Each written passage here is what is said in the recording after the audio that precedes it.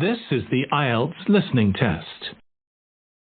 You will hear a number of different recordings and you will have to answer questions on what you hear. There will be time for you to read the instructions and questions, and you will have a chance to check your work. All the recordings will be played once only. The test is in 4 parts. At the end of the test, you will be given 10 minutes to transfer your answers to the answer sheet. Now turn to part 1. You will hear a woman phoning an electrical repair company about a problem with a piece of household equipment. First, you have some time to look at questions 1 to 7.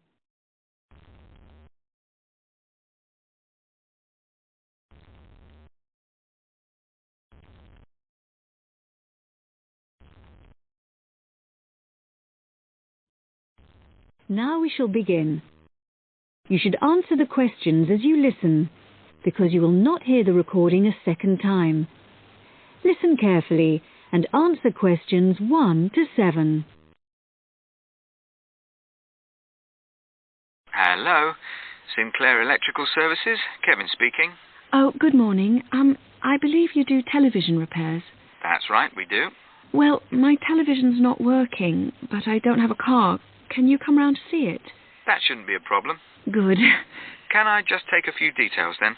Certainly. So, if I could start with your name? Yes, it's Mrs. Douglas. Douglas.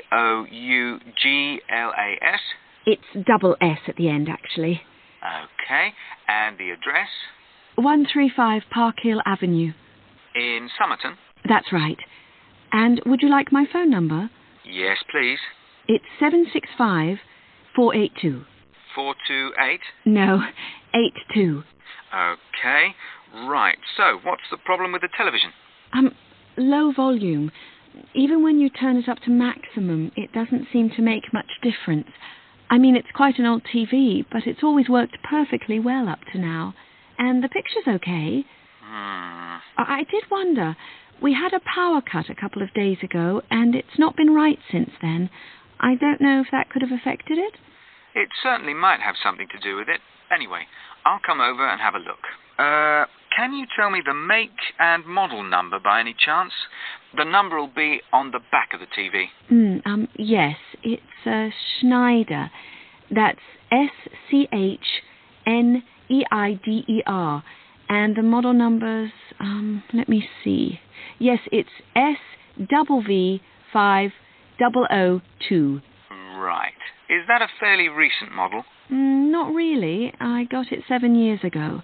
I remember the date because it was the year after I moved into this house, and that was 8 years ago. I hope you can fix it. I really don't want to buy another one. Before you hear the rest of the talk, you have some time to look at questions 8 to 10. In the exam, you would have 15 seconds to look at the questions. Pause the recording for 15 seconds now. Now listen and answer questions 8 to 10. Well, I'll see what I can do when I come round to the house to look at it. I think I know your road. Is it the one that's off the high street? That's right. The house is on the left if you're coming from the high street, just before the road bends to the right. I'm afraid it's getting harder and harder to park on the road, but if you drive on round the bend, you can usually find somewhere. That's all right. Now, let's see. When would it be convenient for me to come round? Well, as soon as possible, really. Well, what's today? Friday. I'm booked up today, and then we've got the weekend, so I'm afraid it looks like Monday morning's the earliest. You can't come tomorrow? Well, Saturday morning I'm in the showroom, and I don't work Saturday afternoon and Sunday. Okay. I'll make sure I'm in. Oh, and one last thing. I wonder if you'd mind telling me how you heard about us. We've just opened a new web page, and we're interested to see how effective it is. No, I actually heard about you from the woman next door. She couldn't remember your number, but I looked it up in the phone book. Oh, right. It's always the best advertising, word of mouth. Right. Okay. Thank you, Mrs. Douglas. Thank you. Goodbye. That is the end of part 1.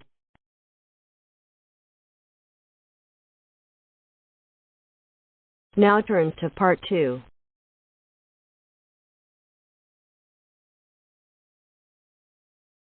You will hear a speech given by a man called George Dyson about Northfield Sports Complex. First, you have some time to look at questions 11 to 16.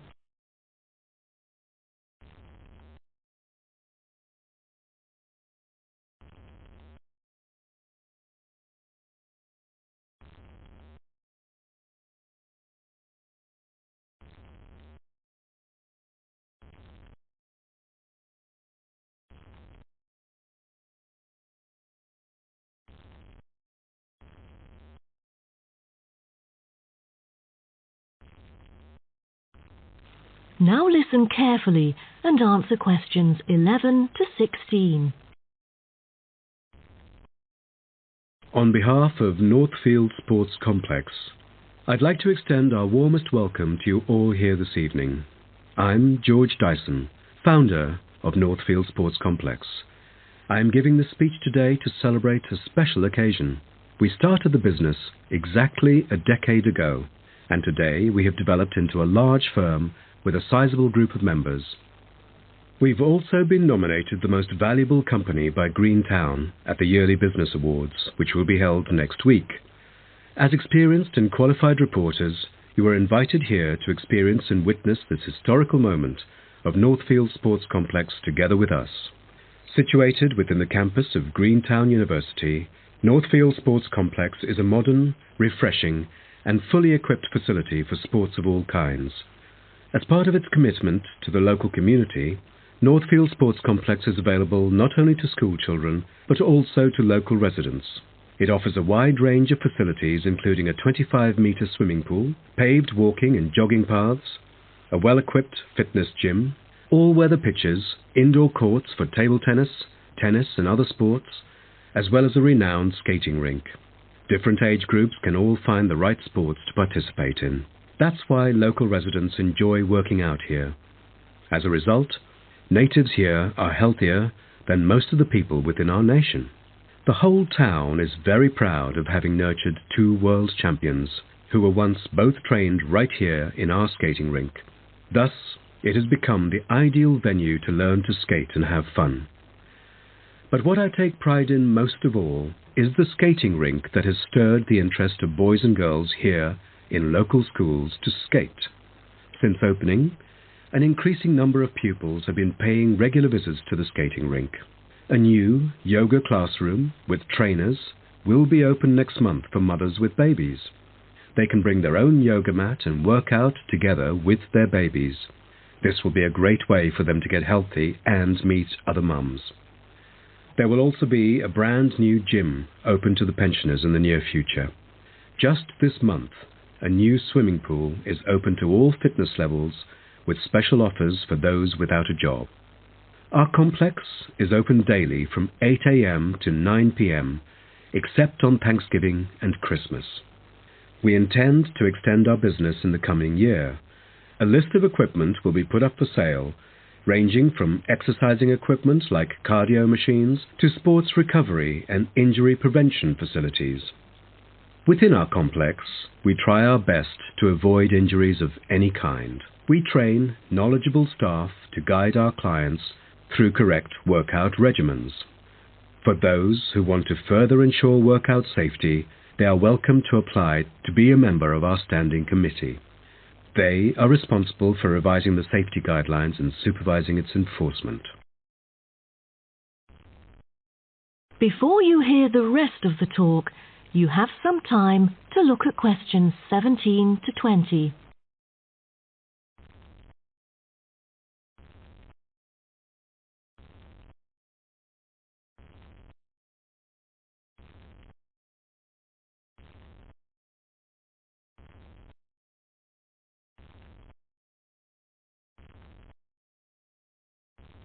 Now listen and answer questions 17 to 20.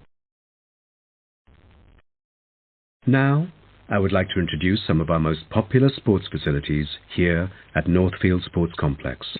Our 25-metre swimming pool is the centrepiece of the complex, combining modern, bright and airy surroundings with fully up-to-date changing facilities. The pool is excellent for learning how to swim, improving techniques and, of course, competing in school competitions. It is also bookable for private functions, including pool parties where lifeguards are available. Next, we have the only climbing wall throughout the whole town. Many would see rock climbing as a type of extreme sport, exposing great risk to those who participate. But actually, under proper guidance and with close supervision by the coach here, it is a perfect sport for the youth to increase their flexibility and strengthen their muscles. I have to mention our skating rink once again. As our most popular facility, it has been prominently featured in a TV commercial we've released recently. There is no other skating rink larger than ours within the whole nation. Also, our state-of-the-art gym is an inspiring place to train and keep fit in relaxed and friendly surroundings. The Techno gym equipment enables our clients to measure their performance. If you book a one-on-one trainer, he or she might suggest a future training plan and help you train more systematically. That is the end of part 2. You now have half a minute to check your answers.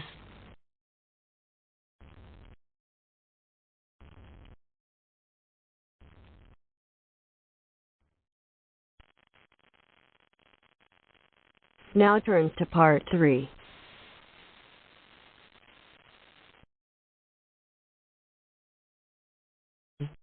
A student wants to register for a conference.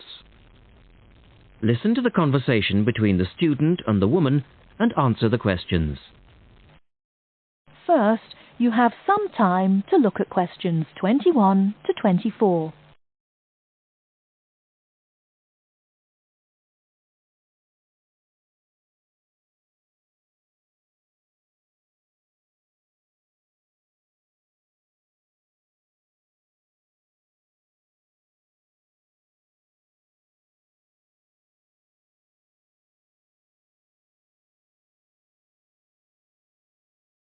Now, listen carefully and answer questions 21 to 24. Good morning. Can I help you? Yes. Is this where we register for the Beyond 2000 conference? Yes. What's your name and I'll get your conference bag. Well, I haven't actually registered yet.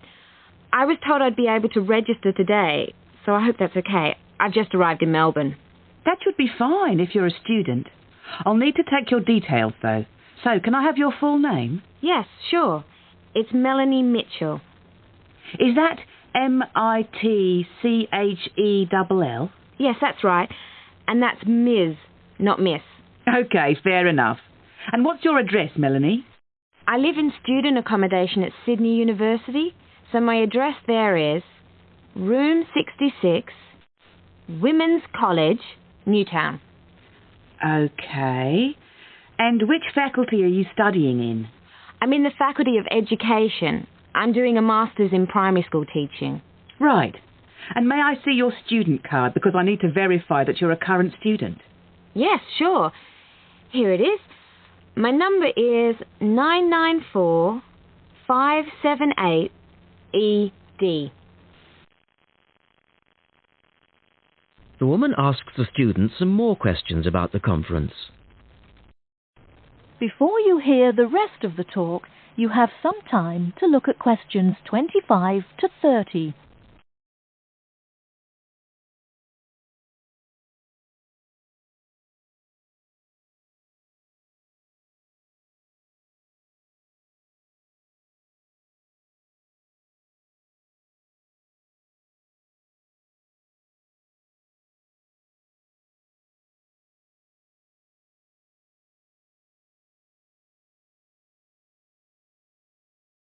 Now listen and answer questions 25 to 30. Okay. Now, do you want to attend all 3 days? The conference runs from Thursday to Saturday. Yes, I think so, if I can afford it. What does it cost?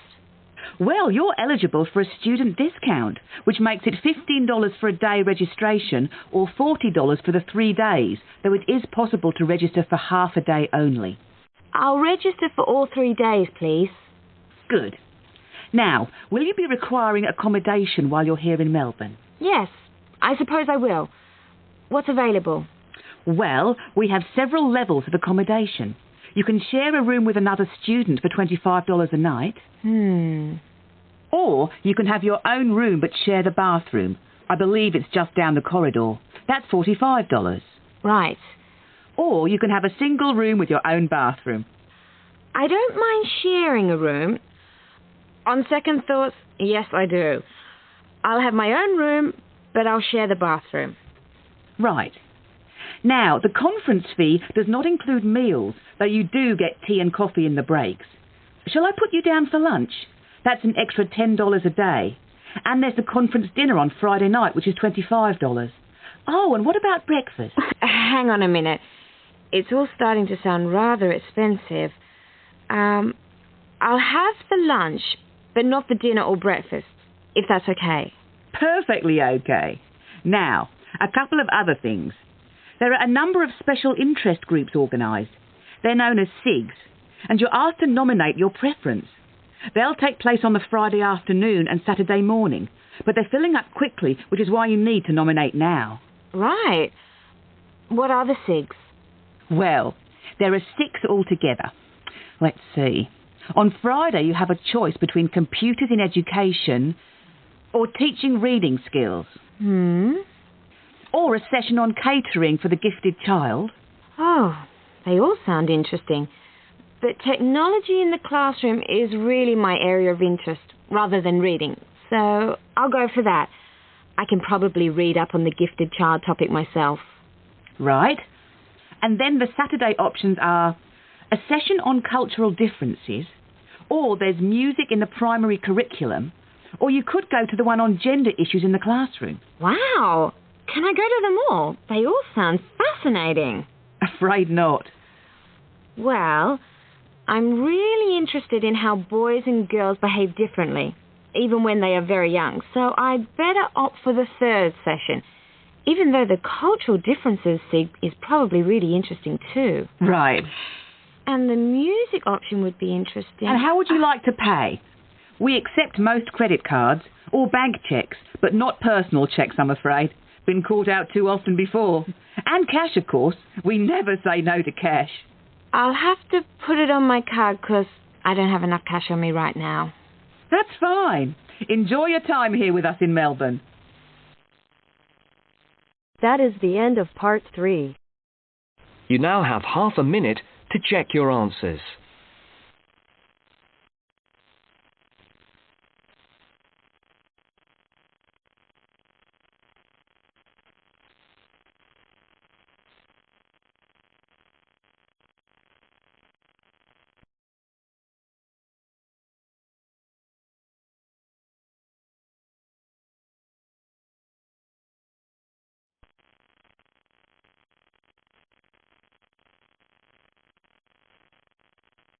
Now turn to part 4. Now turn to part 4. Part 4.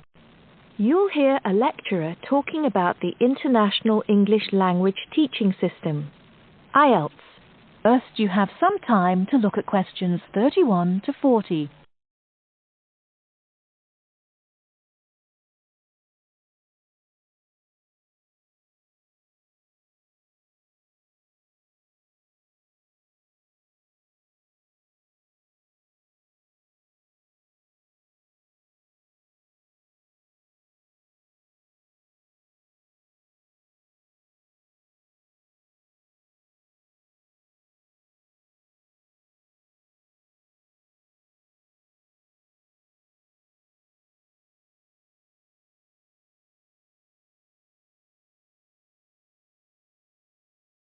Now, listen carefully and answer questions 31 to 40. Remember to write no more than 2 words or a number for each answer. Hello, everyone. Now, the International English Language Testing System exam, or IELTS as it's better known, is one of the most successful and popular English language exams in the world today.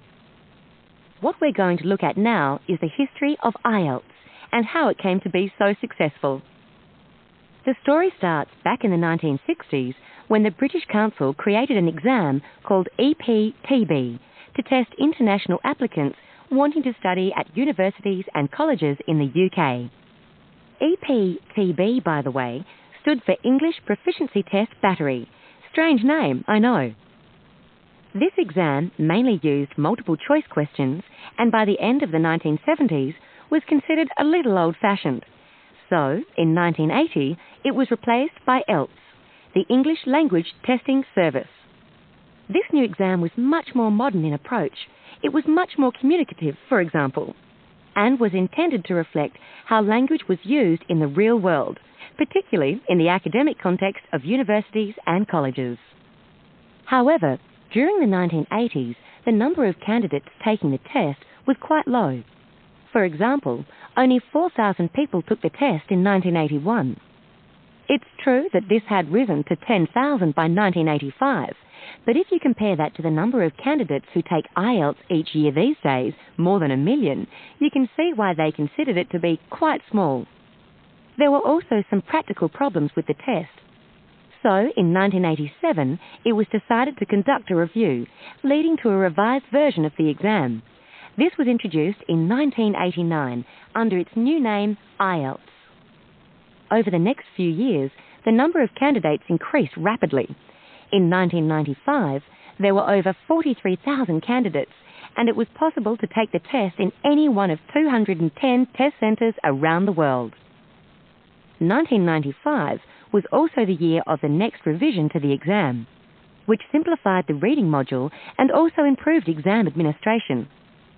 Further minor changes followed.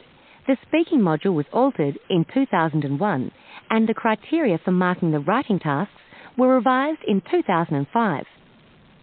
In the same year, a computerised version of the exam was offered at certain test centres. 2003 was a milestone for IELTS, as it was the year when the number of candidates went over 500,000 for the first time.